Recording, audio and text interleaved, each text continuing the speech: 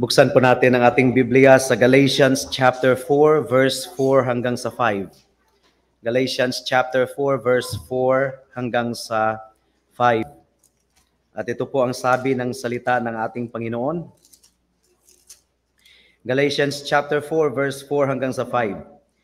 Subalit nang dumating ang ganap na kapanahunan, isinugo ng Diyos ang kaniyang anak na ipinanganak ng isang babae at ipinanganak sa ilalim ng kautusan, upang tubusin ang mga nasa ilalim ng kautusan, upang matanggap natin ang pagkukup bilang mga anak. May the Lord bless the proclamation of His word this afternoon.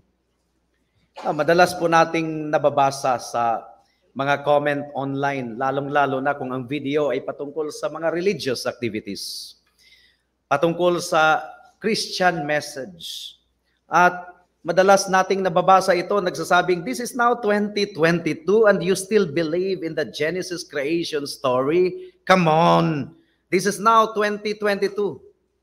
Well, ikahihiya ba natin ito? Do we feel bad because this is now 2022 and we still believe in the account of the Bible, in the Genesis creation story? This is now 2022 and you still believe in those stuffs? Oh yes, we do. We still do, and we are not ashamed. No matter how dismissive people may be patungkol sa Genesis creation account, hindi nila marirefute ang katotohanan. Bakit ang mga tao dito sa mundo, sa kabila ng edukasyon at sa kabila ng pinag-aaralan, ay hindi po nagbabago? Hindi nagbabago. Ganon pa rin ang puso at isipan ng mga tao. Ganon pa rin nagpapalusot kung merong kasalanan. Ganon pa rin ang lalamang sa kapwa. And the only reason, my dear friends, why man is what he is right now is because of what took place in the book of Genesis.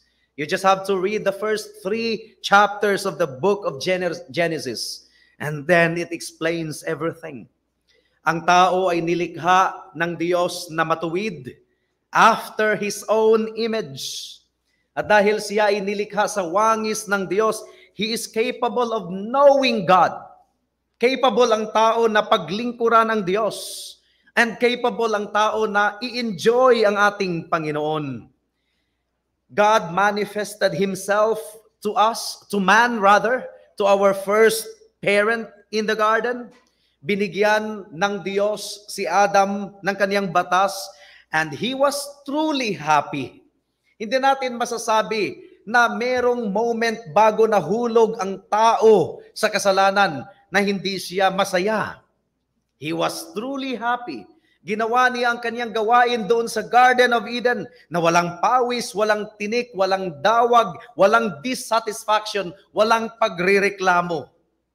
Alam ni Adam, inapprove niya at ginawa niya ang lahat ng ni-require ng Diyos sa kanya. Hindi po nahihirapan si Adam sa pagsunod sa ating Panginoon.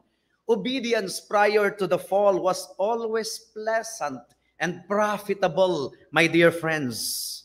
Ang batas ng Diyos ay upang gabayan si Adam, hindi upang i-threaten siya, hindi upang i-deter siya. At ang batas ng Diyos ay makabuluhan para sa kanya. Namuhay siya doon sa Garden of Eden at bilang ama ng buong sangkatauhan, representative po siya sa bawat isa sa atin. At si Adam, siya po ang figure sa second Adam na paparating ang ating Panginoong Hesukristo. Adam reflected the wisdom of God. He reflected the holiness of God. And he reflected the goodness of God.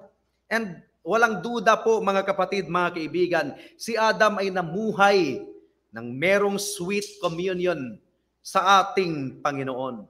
Pero nakinig po si Adam sa tukso at nahulog siya sa kasalanan. At nung nahulog siya sa kasalanan, what happened to his heart? He became a rebel against God. Naging rebelde sa harapan ng Diyos. At ang kaniyang nature ay naging depraved. At ganun din po ang lahat ng mga tao dito sa mundo. Ang disposition ni Adam Pag sinabing disposition, yung kanyang tendency na bago instantly.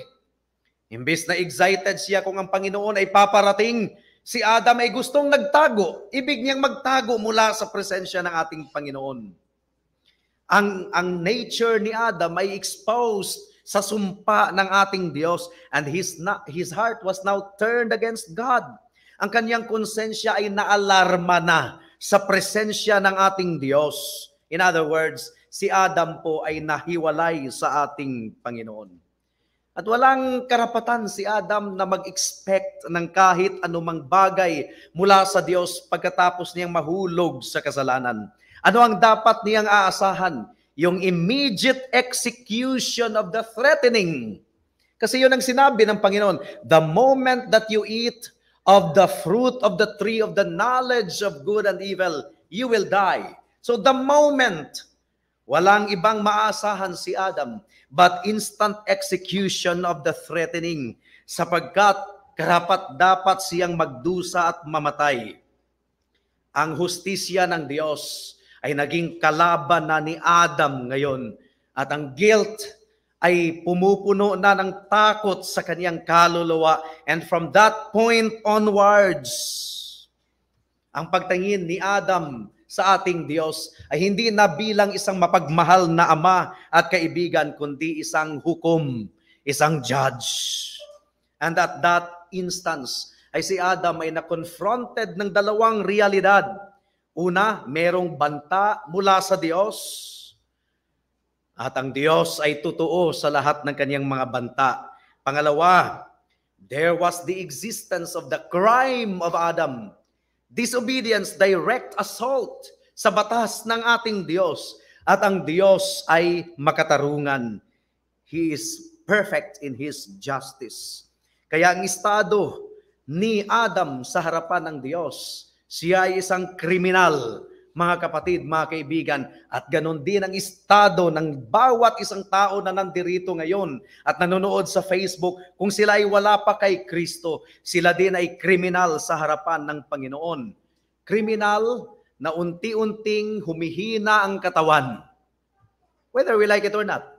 Unti-unting kumukulubot ang balat, unti-unting pumuputi ang buhok, unti-unting nagmamalfunction ng lahat ng mga body parts, hanggang sa ma-expire dito sa mundo.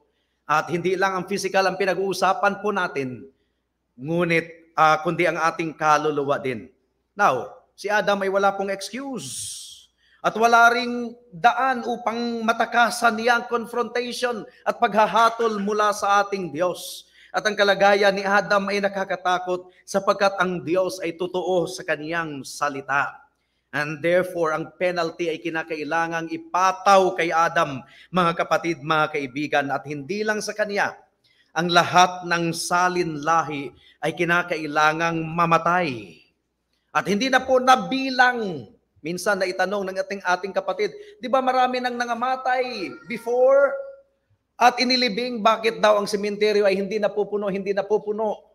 Di ba? Eh syempre, nabubulok yan, nagiging alabok, bumabalik sa lupa. That's the mystery of God. At ang kaso po ng tao ay desperate, ang kanyang condition ay hopeless. Pero alam ba ninyo ang nangyari, mga kapatid, mga kaibigan? In the cool of the day, ang Diyos po ay nagpakita kay Adam at tinawag ng Panginoon si Adam mula sa dako na kanyang pinagtaguan. And God convicted Adam. Ngunit, ang nakakamangha ay ipinahayag ng Panginoon kay Adam ang way of escape, ang daan upang makatakas mula sa paghahatol ng Diyos. At nilay down ng Panginoon kay Adam at that time, I'm thinking of Genesis 3:15, nilay down ng Panginoon kay Adam at that time ang pundasyon ng pag-asa, hindi lang sa kanya, kundi sa lahat ng kaniyang mga salinlahi. Sapagkat bago pa nahulog ang tao sa kasalanan, itinalaga ng Diyos na tiyak na mangyayari ito. At dinisenyo na ng Panginoon ang provision para sa kapatawaran ng rebuilding sangkatauhan sa pamamagitan ito ng substitute. tatanggapin ng Diyos ang substitute at pinablish ng Panginoon at that instant, right then and there, nahulog ang tao sa kasalanan. Hindi pa pinaghintay ng Panginoon ng mahabang panahon bago niya inilay down yung pundasyon ng pag-asa. Binigkas kaagad ng Panginoon ang Genesis 3:15. Ahas ang kausap po ng ating Panginoon. Pero naunawaan ni Adam and Eve ang mensahe noon. The seed of the woman shall bruise the serpent's head. The seed of the woman. In other words, hindi si Adam ang magbabayad ng kaniyang kasalanan. Kasi wala siyang pambayad. Hindi ang kaniyang salin-lahi ang magbabayad ng kanilang kasalanan. Kasi wala tayong pambayad. Kundi ang substitute, ang seed of the woman. And right then and there, ang ebanghelyo ay prinoclaim doon sa Genesis 3:15. Now, merong dalawang bahagi ang ating pagbubulay-bulay sa hapong ito. Pag-uusapan po natin ang substitution, which is really the message of the Bible from start to finish. Pag-uusapan po natin ang atonement, yung pagtabon sa ating kasalanan, pagbura sa ating kasalanan. Unang punto, the various types and shadows of the atonement in the Old Testament. Ang iba't ibang types and shadows ng atonement sa Old Testament. At pangalawa, the actual atonement in the person and work of Jesus Christ, the substitute for His people. The actual atonement. Yung nangyayari doon sa lumang tipan, types and shadows lang yun. That was the gospel in the Old Testament. Pero sa bagong tipan, sa pagdating ng ating Panginoon, nangyari na yung actual atonement. At dahil nangyari na ang actual atonement, hindi na nagpapatuloy pa ang sacrifice because Jesus Christ offered His blood once and for all times. Tayo po muna ay manalangin. O aming Panginoon, isa-survey namin ngayon ang Old Testament and New Testament briefly, patungkol sa atonement, patungkol sa substitution. At nawa po, o aming Diyos, ay maging pundasyon ito, magiging maalab ang aming puso at kaluluwa para sa ordinansa ng Lord's Supper na aming gagawin after this. At mangusap ito sa lahat ng mga hindi pa nakakakilala kay Kristo para sa kaligtasan ng kanilang kaluluwa. Ito po ang aming samo at dalangin sa pangalan ni Jesus. Amen. The various types and shadows of the atonement.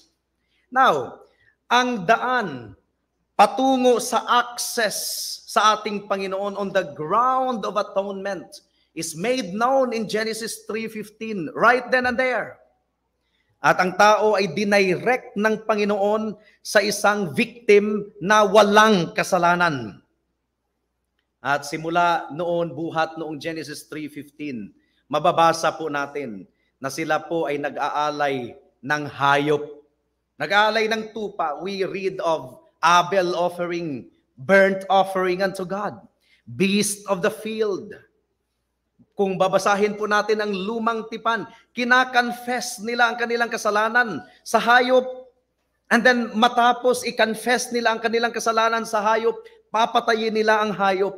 And then umaasa sila na makakasumpong sila ng awa mula sa Diyos sa pamamagitan ng pagpadanak ng dugo ng inosenteng hayop, biktima, innocent victim. And in the death of the victim, mga kapatid, mga kaibigan, nakikita ng makasalanan ang kanyang lost condition at natutunan niya ang importanteng mensahe since Genesis all throughout the Old Testament, that God Himself will provide a lamb for the burnt offering. At nangyari iyon during the time of Isaac. Ang beast, ang hayop, ang tupa or kambing, substitute para sa tao. Substitute para sa mga tao sa lumang tipan na nagkasala. At yun po ang nag-set forth na pattern sa dakilang substitute na paparating in the fullness of time, gaya ng binasa natin kanina sa Book of Galatians. At ang misyon ng dakilang substitute na darating, na pinicture out ng substitute na hayop sa lumang tipan. Ang purpose is to put away sin by the sacrifice of himself. Please turn to Hebrews chapter 9 verse 26. Hebrews chapter 9 verse 26. Ang sabi dito, sapagkat kung gayon ay kailangan siyang paulit-ulit na maghirap mula pa ng lalangin ng sanlibutan. Subalit ngayon, minsanan siyang nahayag sa katapusan ng panahon para sa pag-aalis ng kasalanan, ng mga kasalanan sa pamamagitan ng pag-aalay ng kaniyang sarili. Praise God! Pero sa lumang tipan, habang hindi pa dumarating ang dakilang substitute na walang iba kundi ang ating Panginoong Hesukristo, nagpapatuloy ang sacrifices sa Old Testament. Hindi na mabilang yung mga hayop na pinatay bilang substitute ng mga tao sa lumang tipan. During the whole patriarchal age, Abraham, Isaac, and Jacob, hanggang sa panahon ni David, all the way hanggang sa exile, hanggang sa bumalik sila sa exile, nagpapatuloy po ang mga hayop na pinapatay bilang kalilis sa mga makasalanan. At nasustain po ang pag-asa para sa pagdating ng dakilang substitute. Kaya ang gospel ay naiproclaim sa Old Testament at ang salvation ay nai-enjoy pa rin ng mga tao nung unang kapanahunan. Now, sa paglipas ng panahon, mas binibigyang kalinawan ng Panginoon ang kanyang revelation. At ang Israel na naging alipin doon sa Ehipto, naging alila, naging alipin doon, ay ililigtas ng Panginoon sa pamamagitan ng isang deliverer. At si Moses ay inutusan ng Diyos na sabihin sa lahat ng mga Israelites na kumuha ng isang tupa, papatayin yung tupa na yon, at ipipintura yung dugo ng tupa sa kanilang pintuan, sprinkle across the top of their 2 doorposts of the house. At yun ang magliligtas sa kanila mula sa angel of death, mula sa kamatayan, mga kapatid, mga kaibigan. The destroying angel ay dumaan sa buong lupain ng Ehipto. Makasalanan din ng mga Israelites. Huwag nating sabihin ng mga Egyptians lang ang makasalanan. Sila din ay makasalanan sa harapan ng Diyos. Kaya kinakailangang merong dugo doon. Kasi kung walang dugo, ay mapapahamak din silang kasama ang mga Israelites. At nangyari, nung dumaan ang destroying angel sa buong lupain ng Ehipto, nangamatay ang mga anak ng mga Egyptians, pati ang kanilang mga hayop, pero walang kahit isang Israelite na napuksa.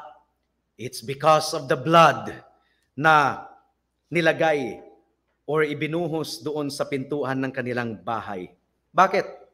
Tinanggap ng Diyos ang dugo ng tupa bilang Passover sa Jewish families. And then they could feast safely in their dwellings. At anong purpose noon? And this was to preach deliverance of the Lord's people by the death of a substitute.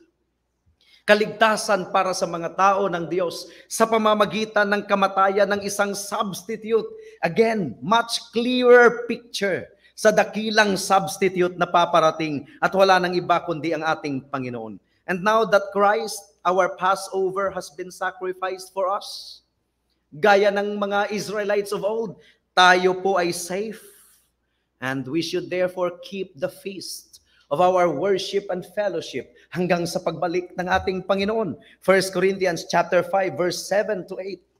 1 Corinthians chapter 5 verse 7 and 8. At ang sabi po dito, mga kapatid, mga kaibigan, alisin ninyo ang lumang pampaalsa upang kayo'y maging bagong masa kung paanong kayo nga'y walang pampaalsa, sapagkat si Kristo ang kordero ng ating Paskuwa, Passover Lamb, ay naialay na. Ano nangyari? Kaya nga, ipagdiwang natin ang pista. Now I can imagine, every Lord's Day, pinoproclaim natin ang gospel sa pulpitong ito. Nagkakaroon tayo ng pagtitipon sa araw ng Panginoon. Nagpapatuloy ang ating kagalakan. Nagpapatuloy ang ating pista. hindi ng may lumang pampaalsa o sa pampaalsa man ng masamang hangad at kasamaan, kundi sa tinapay na walang pampaalsa ng katapatan at katotohanan. And when we commemorate the Lord's Supper mamaya, pagpatuloy natin sapagkat ang Passover lamb ay naialay na. The lamb, at nagpapatuloy pa ito, kumbaga spiral, kumbaga progressive revelation ng patungkol sa dakilang substitute na paparating pagkatapos noong Passover doon sa Egypt na naligtas ang mga Israelites mula sa kamatayan sa pamamagitan ng dugo ng inosenteng victim. Nagpapatuloy po ang morning and evening sacrifices sa loob ng temple doon sa Jerusalem. Nagpapatuloy. May hayop na kinakatay sa umaga. May hayop na kinakatay sa gabi. Pinagpatuloy ng Israel yung subject of substitution. Hindi nila nakakalimutan yon. At lahat ng iba pang mga sacrifices doon sa templo, lahat ay nagpipicture out sa ating Panginoong Hesukristo bilang substitute. Pero kahit yung morning and evening sacrifices ay nagre-remind sa kanila patungkol sa substitution, ang daming dugo. Kung iano natin yung blood mula pa sa time ni Abel hanggang sa pagbalik ng ating Panginoon, pagparito ng ating Panginoon nung unang pagparito, siguro mapupuno siguro yung malaking lawa at karagatan. Granting na hindi na, kumbaga, we can imagine. Araw-araw, gabi-gabi, morning and evening sacrifices. Lahat ng iyon ay nagpipicture out ng substitution. Dahil ang Israel ay karapat-dapat sa paghahatol ng Diyos.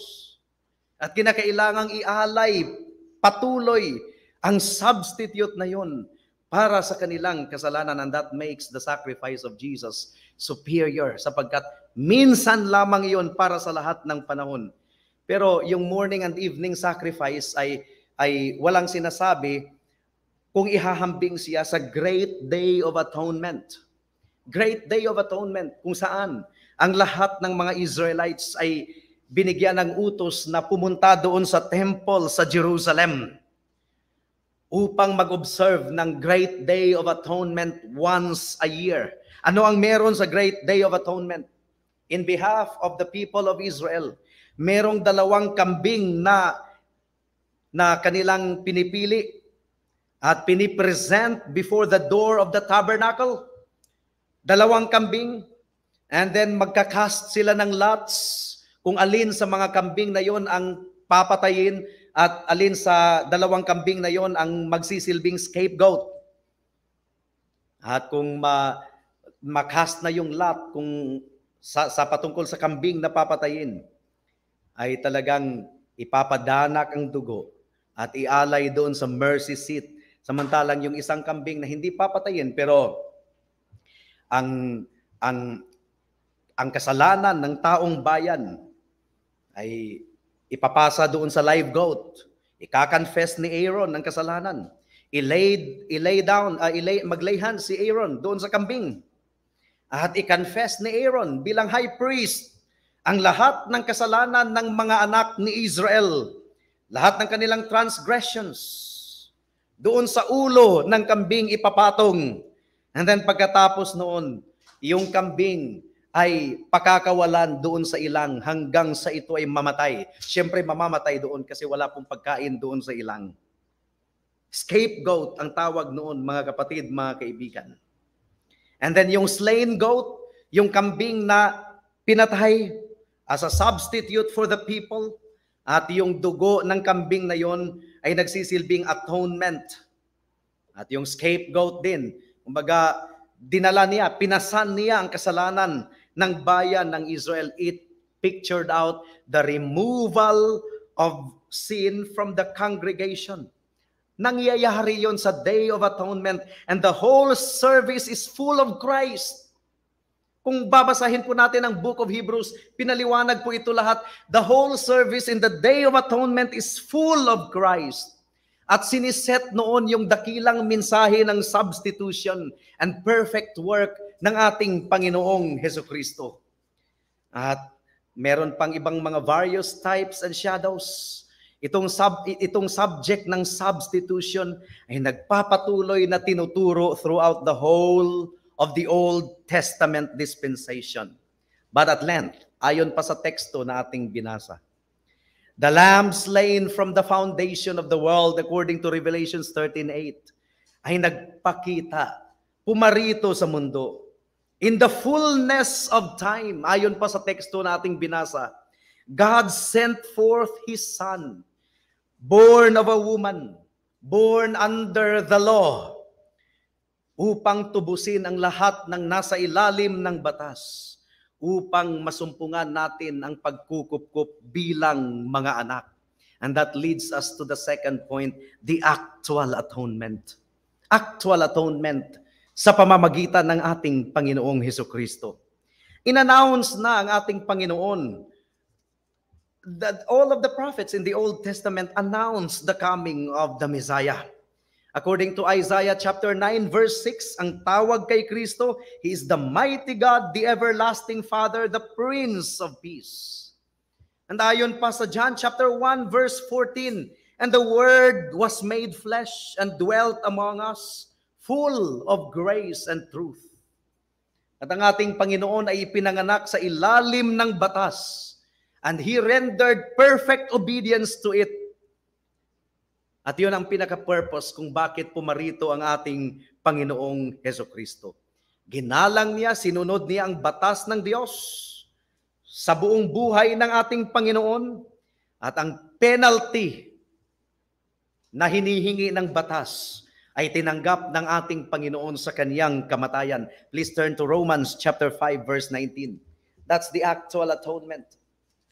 Romans chapter 5 verse 19. At ang sabi po dito, mga kapatid, mga kaibigan, sapagkat kung paanong sa pamamagitan ng pagsuway ng isang tao, ang marami ay naging mga makasalanan, gayon din sa pamamagitan ng pagsunod ng isa, ang marami ay magiging matuwid. Nirepresent ng ating Panginoong Hesukristo ang kaniyang mga tao nung sinunod niya ang buong batas ng Diyos. And Jesus Christ also represented His people when He suffered, sapagkat ang ating Panginoon ang pangalawang Adam. He is the Lord from heaven. Saan natin matatagpuan yan? 1 Corinthians chapter 15, verse 47. Ang sabi dito, ang unang tao ay mula sa lupa, isang taong mula sa alabok. Ang ikalawang tao ay mula sa langit. And He represented His people.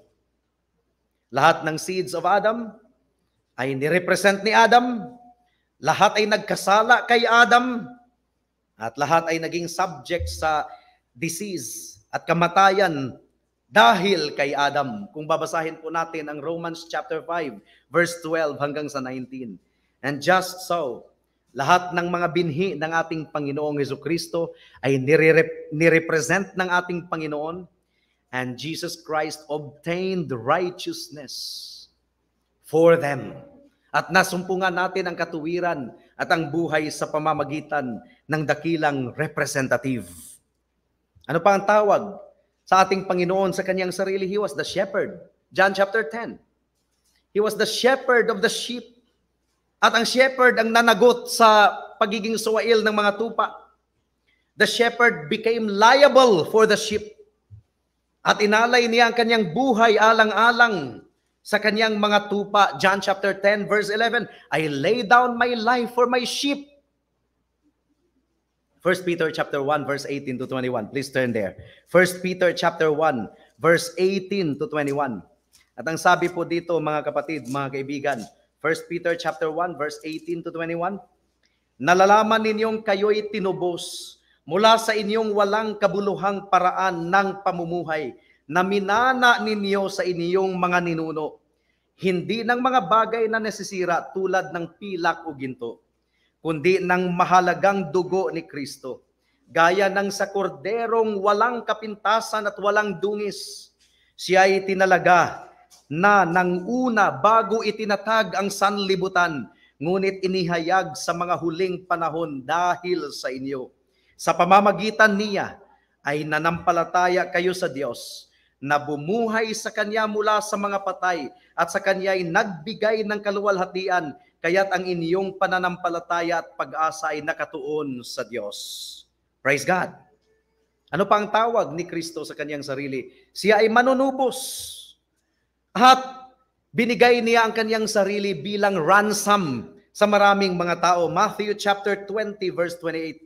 Please turn there. Matthew chapter 20 verse 28. At ito po ang sabi ng salita ng Panginoon. Matthew 20:28, kung paano ang anak ng tao ay naparito, hindi upang paglingkuran, kundi upang maglingkod at upang ibigay ang kanyang buhay na pantubos sa marami. So malinaw po. Malinaw ang proclamation ng Panginoon patungkol sa kanyang sarili, and there could be no doubt about it. Bakit kailangang tubusin ang tao? Tubusin mula sa guilt of their sin at tubusin din mula sa pagkaalipin sa kasalanan. Kaya lahat ng mga tinubos, anong uring pamumuhay meron sila? Titus chapter 2 verse 14. Kasi ang katubusan na ipinagkaloob ng Panginoon sa atin na hindi lamang katubusan mula sa kaparusahan, kundi katubusan din mula sa pagkaalipin sa kasalanan. Kaya merong pagbabago sa ating pamumuhay dito sa mundo. Titus chapter 2 verse 14. Siya ang nagbigay ng kanyang sarili alang-alang sa atin. For what? Upang tayo'y matubos niya sa lahat ng mga kasamaan. At, and this is really very important, pakalinisin para sa kanyang sarili ang sambahayang pag-aari niya na masigasig sa mabubuting gawa.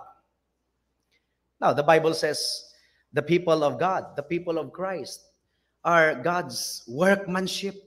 We are God's workmanship, created in Christ Jesus to do good works.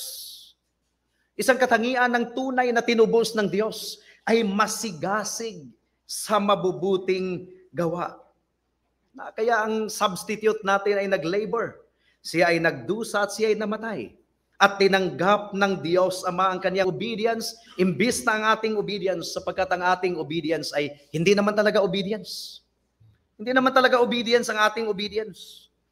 Alam niyo, ang obedience natin sa harapan ng Panginoon, walang pinagkaiba sa obedience ng ating mga anak na sumusunod daw sa atin pero nakasimangot ang muka.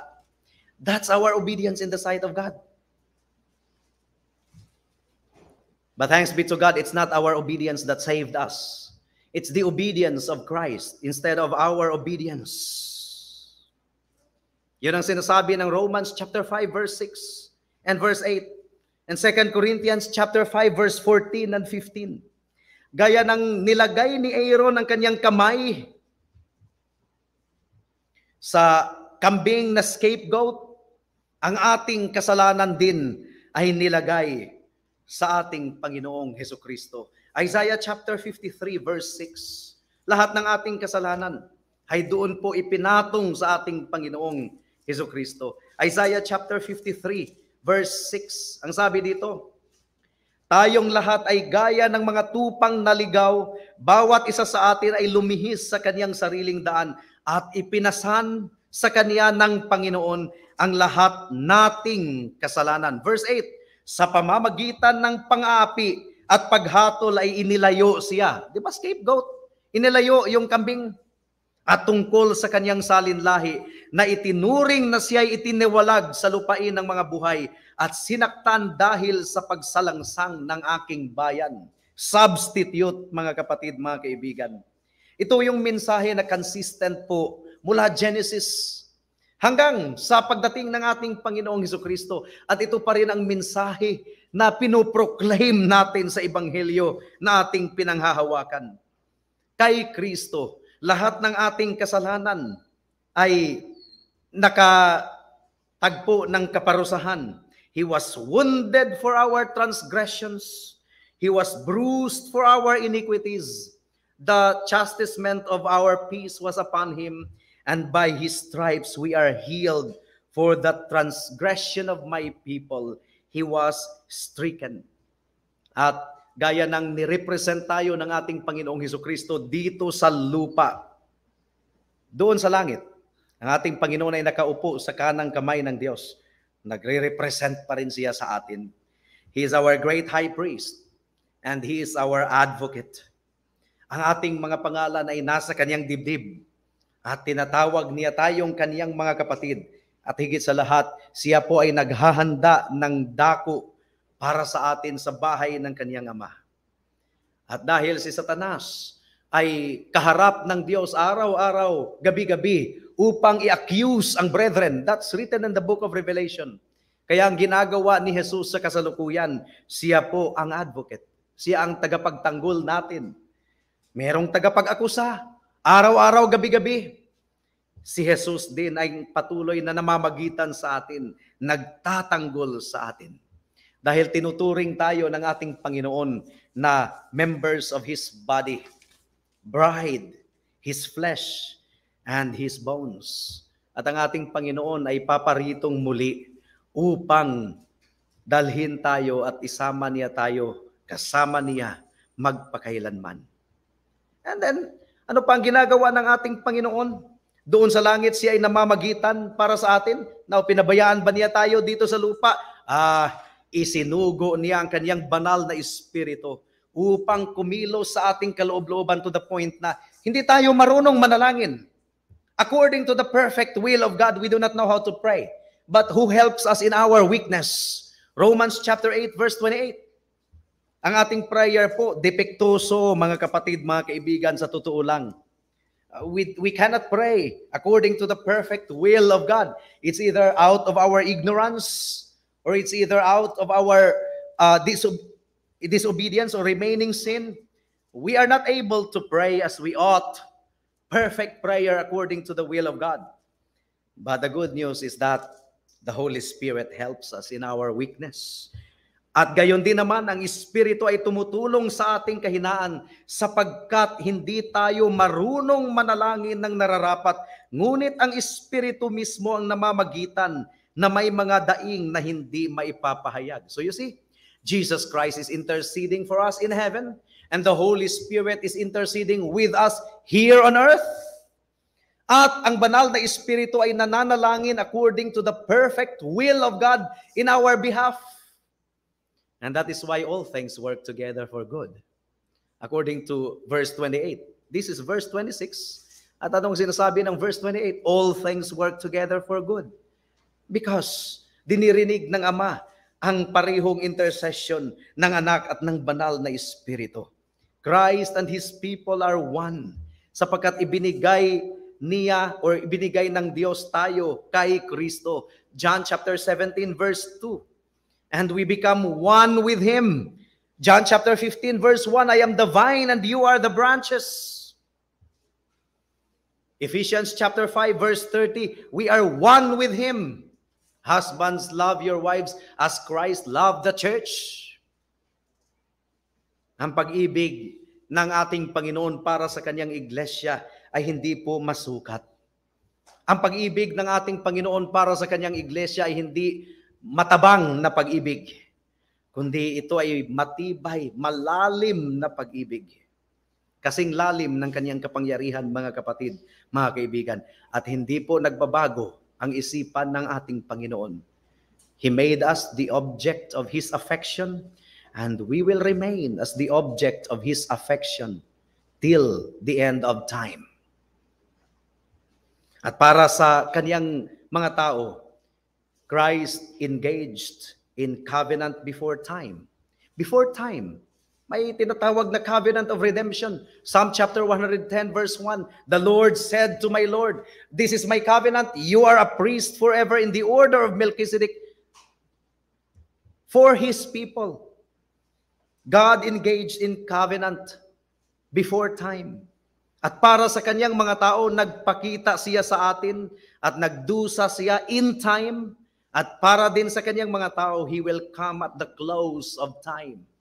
Jesus Christ will come again at the close of time, that we may be like Him, and we may be with Him when time shall be no more. Now, kung i-apply natin ang message na ito, ano ba ang result ng substitution na ginawa ng ating Panginoon? When He acted as our substitute, ano ang resulta? Well, ang resulta dito ay tiyak na kaligtasan, tiyak na kapatawaran, at tiyak na katubusan. Hindi namatay si Kristo bilang substitute at ang resulta nito ay perhaps. That's Roman Catholicism. Perhaps. Baka sakali. Dahil talagang walang tiwala sa kasapatan, sufficiency ng kamatayan ng ating Panginoong Jesucristo, kailangan pang pagdusahan ang kasalanan doon sa purgatorio. Perhaps. Baka sakali. But Jesus Christ did not die at a perhaps. Pumarito siya sa mundo sa isang specific purpose. At ang purpose ng ating Panginoon ay kanyang na-accomplished. Sumigaw siya, it is finished. It is finished. Pinasani ang kasalanan ng kanyang mga tao. At nagtagumpay siya sa pagbayad para sa kanilang kasalanan. To the point ng sinasabi ng Biblia, those who trust in the Lord will never be put to shame. Binigay niya ang kanyang sarili para sa ating kasalanan. At ang resulta noon ay kaligtasan po natin at hindi lang kaligtasan, bagong puso, bagong buhay upang tayo ay magiging mamamayan na masigasig sa kabanalan. Now, maaring ang kaibigan natin ay nagtatanong, Pastor, napakaganda naman ng blessing na binabanggit mo sa sermon mo. Paano mo pa sa akin yan? How can I enjoy that blessing that you describe? Well, isa lang ang sinasabi ng salita ng Panginoon eh. Believe in the Lord Jesus. And by faith, magiging entitled ka sa lahat ng mga pangakong iyon. Sa lahat ng mga pagpapala na pinag-uusapan natin.